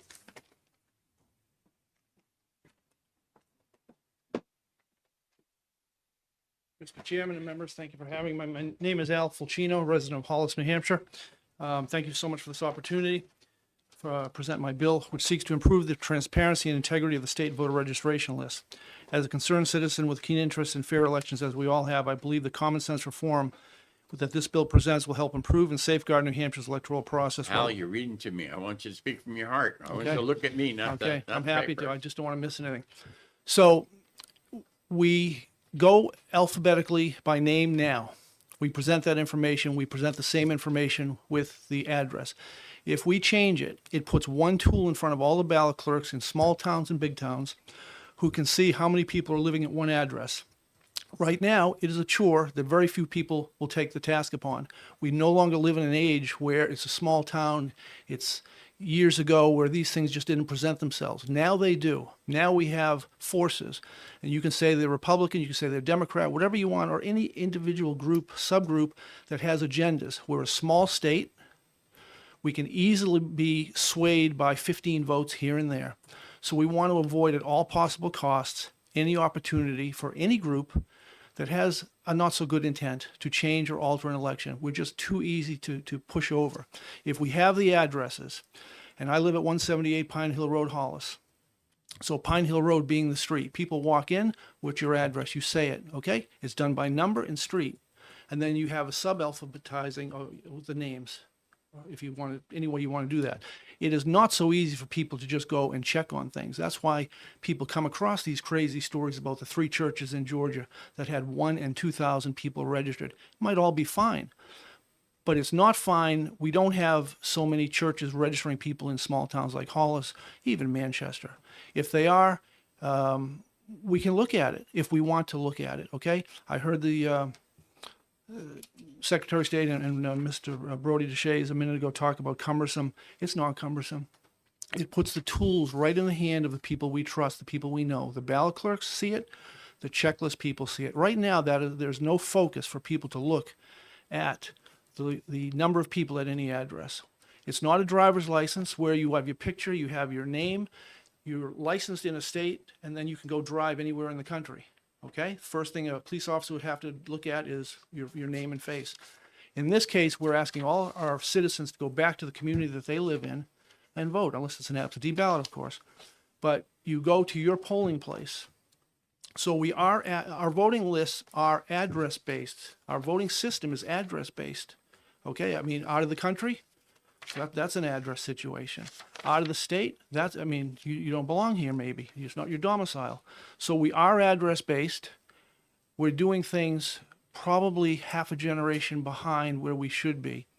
Things have moved fast with internet, technology, et cetera. I think I've covered a lot of stuff. We worked together on a previous bill. We now clean the voting rolls up every year. I know there's going to be a little resistance, but this minor change count up the ballot clerks in the state. All of them have a pair of eyes. They all now will be another part of a greater force to keep things clean. Questions from the senators? Seeing none, thank you very much. Thank you. That's the last person on the sign-up sheet. There were 4 people who signed up online, 1 in support and 3 opposed. And with that, we'll close this public hearing. And we'll open the last of our public hearings today in just a minute.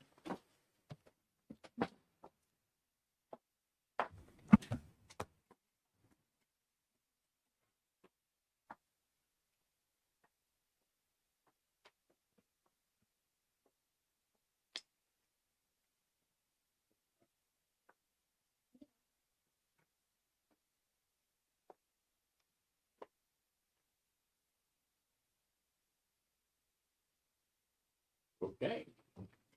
We are ready for Senate Bill 514. And in lieu of the prime sponsor. Thank you, Mr. Chairman, members of the committee. My name is Grant Bossy. I am Deputy Chief of Staff of the New Hampshire Senate, and I am here to introduce Senate Bill 514 on behalf of Senator Keith Murphy, the bill's prime sponsor. This arose out of a situation in the Goffstown School District. The committee is very familiar with our tax cap statute that allows local voters the chance to put on the ballot and then approve or disapprove a limitation on local spending and tax rates.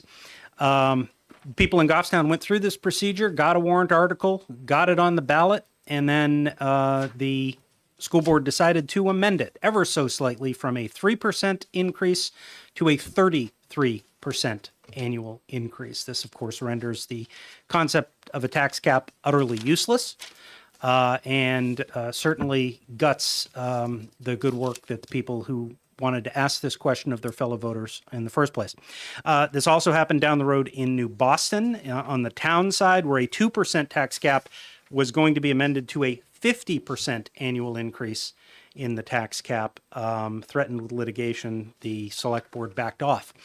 Senator Murphy believes that if local voters petition to get a warrant article on the ballot, it should go on there. This bill would simply say you need to put it in as is. You cannot, under the guise of amendment, gut it completely by replacing a number such as 2 or 3% with another number such as 33 or 50%.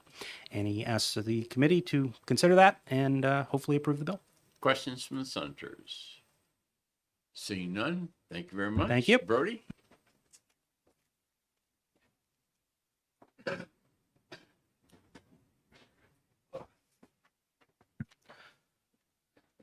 Thank you to the committee for letting me speak again today. For the record, Brody DeShays with the New Hampshire Municipal Association. The New Hampshire Municipal Association opposes Senate Bill 514 as presented, and NHMA opposes these updates to the locally adopted tax cap law, which is primarily for non-chartered municipalities, so those that aren't cities or operating under any other type of municipal charter. First, I just want to point out in section 1, on line 8, adding this phrase, "but the question shall not be placed on the official ballot used to elect officers." Give me there again, because I hadn't got my copy of the bill open by the time you finished. Of course, Senator, and I'll slow down. My apologies. I'm just Page, which one? page 1, Yep. line 8. 8. This amendment to RSA 32:5-B Roman 3. We're confused about why that change is being proposed. Municipalities that operate under the traditional form of town meeting cannot place questions on the official ballot used to elect officers unless the state permits it or requires it. So it's a redundant section, and we think that some municipalities that are exploring tax caps or their voters would become confused or think it's implied that they could place it on the official ballot. At traditional town meeting, it goes on the warrant. It's debated by the legislative body and either voted yes or no. With that said, sections 2 and 3 impact how a locally adopted tax cap may be adopted, specifically preventing the legislative body, the voters at annual town meeting, from amending warrant articles on proposing a tax cap. Some of the examples that you heard were not the governing bodies amending the warrant article. Governing bodies can't amend petition warrant articles. They go straight to the legislative body for amendment by the voters at the annual town meeting, whether at the first session of town meeting, a deliberative session often called in SB2 towns, those operating under the official ballot form of town meeting, or traditional town meeting where they dispose of all the business at the annual town meeting. Our concern with this is that limiting the legislative body's ability to amend any warrant article undermines the legislative body's legal and historical authority. Most warrant articles presented at an annual town meeting is treated like legislation introduced to the state's legislative bodies, and are subject to potential amendment by those who are members of the legislative body. They are in the possession of the legislative body to determine their final form when voted upon, whether at the annual town meeting or the second session, if done by ballot form. Additionally, the warrant articles are sometimes not written in a legal manner, so an amendment is necessary to make it clear, legal, and binding, especially for petition warrant articles, specifically in this case to make sure that it's using the prescribed wording in RSA 32:5-C, the adoption process. Section 4, the applicability section, would be extremely confusing to us, and that is lines 6 through 8 on page 2. So regarding section 1 of the bill, that section already isn't necessary and makes no substantive change to law from our perspective. Having the language applied retroactively would again create confusion for municipalities and their voters to think that something substantially happened that requires further action on how they do their tax cap. The retroactive applicability section of the amendments to law proposed in sections 2 and 3 could be interpreted as nullifying amendments to any tax cap warrant article that was adopted by the legislative bodies in the 6 towns that currently have locally adopted tax caps, which could create immense confusion. And retroactively nullifying these amendments to these warrant articles, they could make it so then the version of the warrant articles ultimately adopted are not legal and non-binding. So we would have deep concerns about that retroactive applicability section. And with that, I would be happy to answer any additional questions. Questions from the senators? Senator Lang. Is there any other circumstance where the legislative bodies, and being a moderator and managing town meetings on a regular basis, where the legislative body doesn't have the authority to amend any warrant? They can amend the operating budget, they can amend any warrant on there. So my question is, why would we limit this topic? That is our position. We've really tried to stress that to the legislature, that whether something is petitioned or a specific subject matter for a warrant article, spending or not, that it should be subject to change, that we shouldn't create separate classes for warrant articles. I think the only example that I can think of where it goes always on the official ballot for electing officers is with planning and zoning, because those can be very technically complicated, and to have the legislative body that maybe hasn't followed the planning process and the planning board or received the same legal advice as the planning board, it could be problematic where they could adopt warrant articles pertaining to zoning that might not be legal. So I think that's really the only example, especially in traditional town meeting form of government where they aren't subject to amendments. Nearly all the rest are. Additional questions? Senator Long? Thank you, Mr. Chairman. Thank you, Brody. Brody, I've been trying to, is this just pertain to warrant articles or like the city of Manchester has a tax cap? Because it says town, cities, and village districts. So would this apply to the city, to cities that have tax caps? I would say no, because you've adopted your city specifically, but I think there are 8 of the 13 cities that have tax caps, and they've done that through charter. So they haven't adopted the provisions of this law. I will flag that now that you kind of mention it, where this on line 17 of page 1 and where line 28 of page 1, I believe if the intent would be to actually put this in the adoption procedures for the tax cap, not the override procedures. So this specific section is actually for, oh no, it is in the adoption. My apologies, I misread that. So it is in the correct place, but this is specifically for adopting a tax cap in a municipality that's non-charter that chooses to have a tax cap under 32:5-B. So cities would not be, it wouldn't impact cities. Great, thank you. Additional questions? Seeing none, thank you very much. There was one additional person who signed up, apparently couldn't wait. Online, there were 71 people, 3 support, and 68 opposed. And with that, we'll close the public hearing. I'll take a motion to go into executive session so that you guys can talk. Then we have a motion and a second to go into executive session. All those in favor say aye. Aye. All those opposed say nay. We're in executive session. All right. I'm not trying to get you to act on any of the bills because I don't think we're ready. Jessica, there's the, so that I don't forget to give it to you. Anybody want to make any comments on anything that we've got before we adjourn? Mr. Chair, we're not going to act on anything. I have the Carroll County one, which I think was pretty clear and an easy motion to make, and I have an amendment to it, which has been distributed to all the members. 495. Yeah. So 495. 495. The amendment I have in discussions with both the prime sponsor is the idea was just to get, this is the only county that we have a transaction limit set in statute, and just repeal that and let the delegations set the cap as they see fit for their county. And so we just repeal the statute altogether and leave it to the delegation. Chairman, I have no particular problem with that myself, but I do know when we suggested that, I believe one of the commissioners was here and he sort of wanted to retain the $10,000 cap, but I don't know if you've talked to some of the folks from the delegation. Again, my conversations with people from Carroll County where they were okay. I also talked with Kate. I always get a last name on Horgan. Yeah. And they had no objection to this as well, the Association of Counties. Is one of us that represents? No, I'm not Carol. I'm Grafton Colas. He's Carol. You're Yep. the only senator I that have has in Carol? this room, yes, I have one town in Carroll County. But for the record, I would support the amendment. I thought you. No, Figured that out. All right. Yeah, I thought you did. no. I'm fine with that. So we have a motion. I'll from make a motion Senator of ought to Lang pass. Of ought to pass. Second. We have multiple seconds. I was thinking Carol. And no, I'd no. offer amendment number 260106S as a committee amendment. Second that. 26-0. 6S.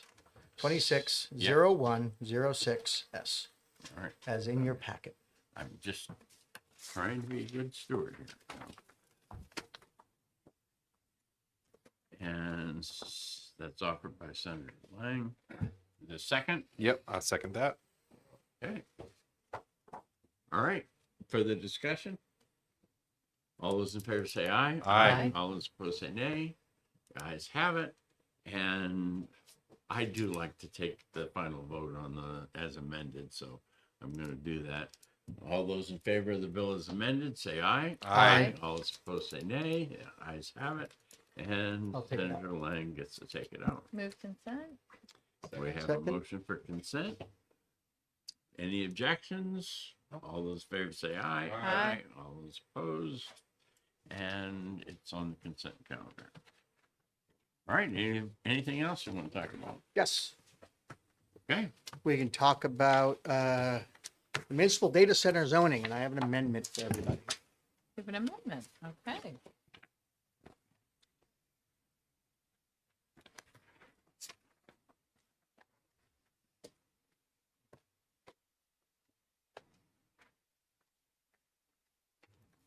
Thank you, Pat.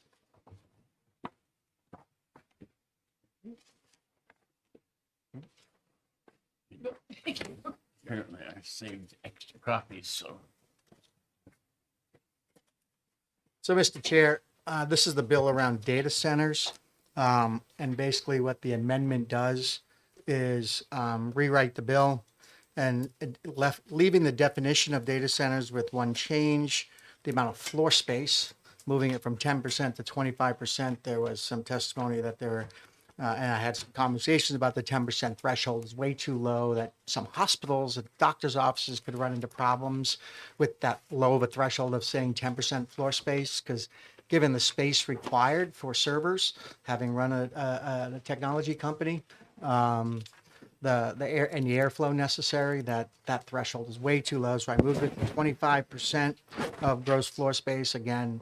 And then the second thing in there is again repealing, changing it to just say that data centers are allowed in commercial and industrial zones, and let the town, and they have to meet town zoning ordinances. I think that's what we're all in favor of, local control in this kind of aspect. We've defined where they're permitted, and then let the town write whatever rules and regulations around. I think the bill that we had before us was way going in so much of talking about horticulture that you're allowed and requirements for the size of trees and the sidewalk space. And there was a whole bunch of things that are just not probably appropriate for the state to define, and let's leave it to the municipalities. We're just going to say that these items are allowed in these. If you designate a commercial zone and an industrial zone, these are allowed. It's not allowed in recreational. It's not allowed in residential. It's not allowed in agriculture. But in commercial and industrial zones, data centers are allowed. Additional comments? Questions? Yeah, thank you for the amendment. I appreciate the conversation.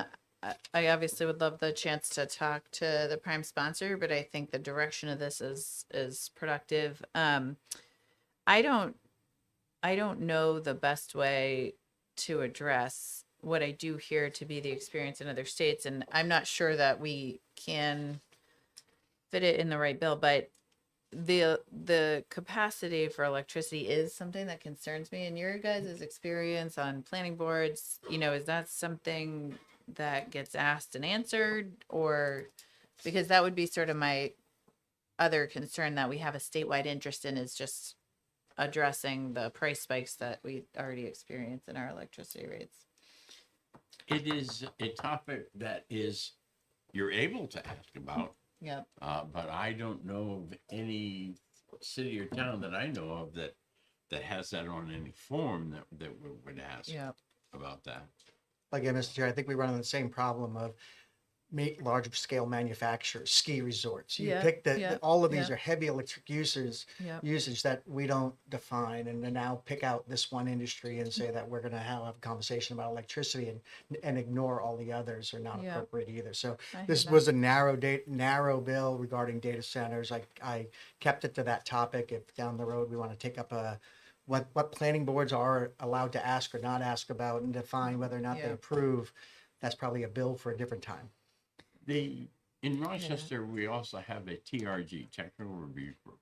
Yeah. And in that technical review group, then like there was one issue that was before them that had to do with fire suppression and the flow of water, and that connecting two main lines together, would give them that. So I mean, that TRG is there to look at those issues that are not applicable to all of the different projects, and lend the expertise of, the people in the fire department, the police department, you know, the public works and others that, that might be there. I do worry that in sort of the more rural places where it might make sense land cost wise to have a data center, that they may not have that kind of sophisticated operation, but the points are taken. I mean, would you guys mind giving me a chance to talk to Deborah about, or the prime sponsor, sorry, about it? Or were you interested in acting today? I'm ready to rock and roll, but I'll leave it to the chair. We're going to have a session next time. That is going to be the 27th. Possible session on 29th. I know that you know, some of the people are trying to get a few bills so that we will have a session. Yeah, and she can always bring a floor amendment. I hear that. But like in this case, first thing that's the planning board is going to do is to decide whether this is an item of regional impact. And certainly, you know, the amount of power that these things would draw would lead me to believe that the proper decision would probably be to say, yes, it is a thing of regional impact. And of course, on other bills, I've expressed my opinion that there are some that should be state impact. Yeah. And that should have a separate set of criteria for that. So,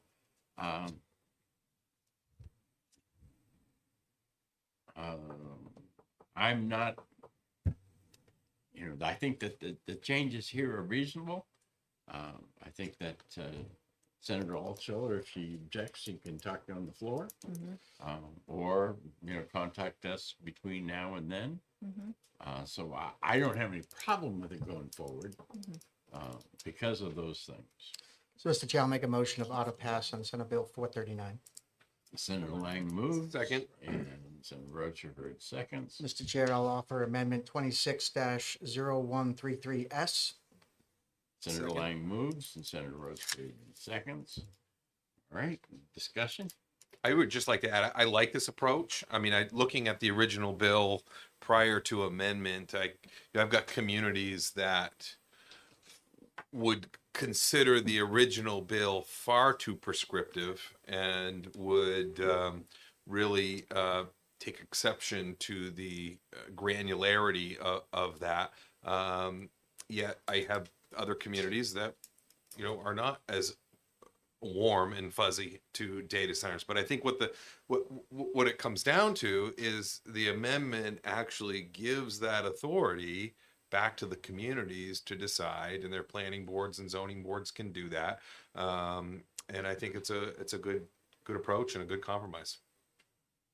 Additional comments? Yeah, thank you. I tend to agree. You know, I think we just need to look at the experience of other states to know that unfortunately this is one type of development that's just moving a little faster than every community is able to deal with. So I think having a role at the state level to sort of set the tone on how data centers might join our communities or not, you know, is good. And I think, as you guys point out, the local municipalities are going to have different opinions, and so I think allowing them to make the rules, which was in the original piece of legislation as well, for the most part, with some more guidance, is productive. So I can support this.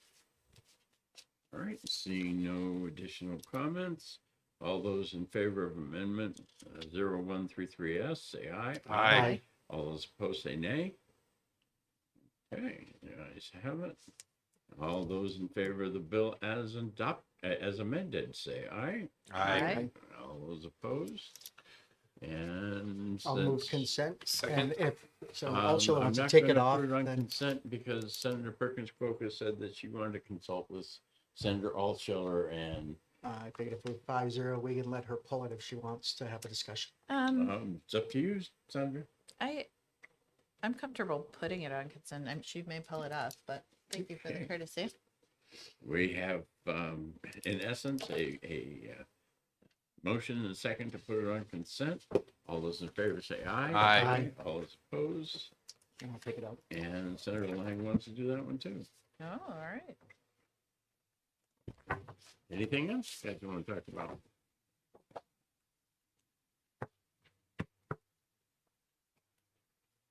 All right. Next week, we are scheduled for 9:15 to allow the Republicans to caucus in my office, so just a reminder for that. And get a motion to come out of executive session. So moved. We have a motion and second to come out of executive session. All those in favor say aye. Aye. All those opposed say nay. The ayes have it. Our business today being complete, we're adjourned. Thank you.